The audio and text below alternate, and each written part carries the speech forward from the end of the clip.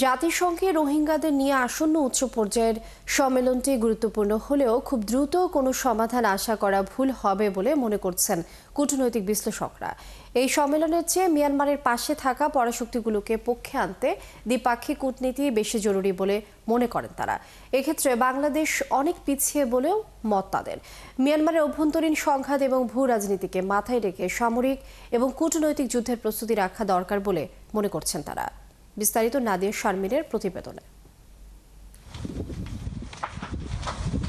Myanmar থেকে গত ৮ বছর ধরে আসা ১৩ লাখের বেশি রোহিঙ্গা কক্সবাজারকে বিশ্বের বৃহত্তম শরণার্থী শিবিরে পরিণত করেছে।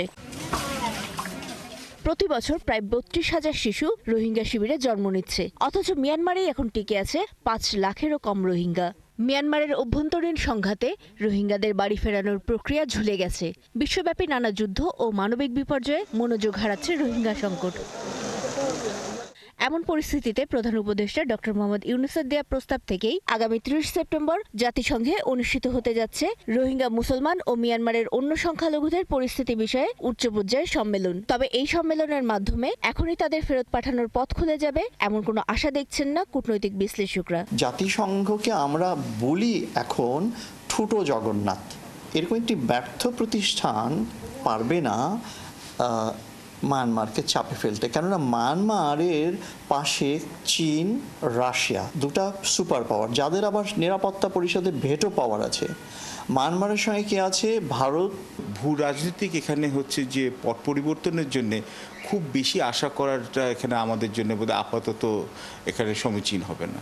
পরিস্থিতি এখন শুধু মানবিক সংকটই নয়, বরং বাংলাদেশের জাতীয় নিরাপত্তা, আঞ্চলিক স্থিতিশীলতা ও কূটনৈতিক সম্পর্কের ওপরও গভীর প্রভাব ফেলছে বলে মনে করছেন কূটনৈতিক ও নিরাপত্তা বিশ্লেষকরা। বিভিন্ন স্টেক হোল্ডার আছে, সবার সাথে এঙ্গেজ করতে হবে, আইদার বাইল্যাটারালি, মাল্টিল্যাটারালি বা হচ্ছে ব্যাকডোর ডিপ্লোমেসি দিয়ে।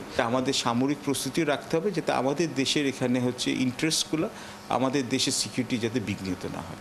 এই কনফারেন্সের যে আলাপ ফলাফল, সেটা ওটাকে ধরে নিরাপত্তা পরিষদে তোলা, সেটাকে ধরে তারপরে সামরিক শক্তির প্রয়োগ, এই যে একটা থিওরিটিক্যাল যে গ্রন্থনা, বড় বড় যারা খেলোয়াড় আছে আন্তর্জাতিক, তারা যদি চিন্তা করেন তাহলে বাংলাদেশের দিক থেকে কূটনৈতিক সতর্কতার খুব প্রয়োজন আছে।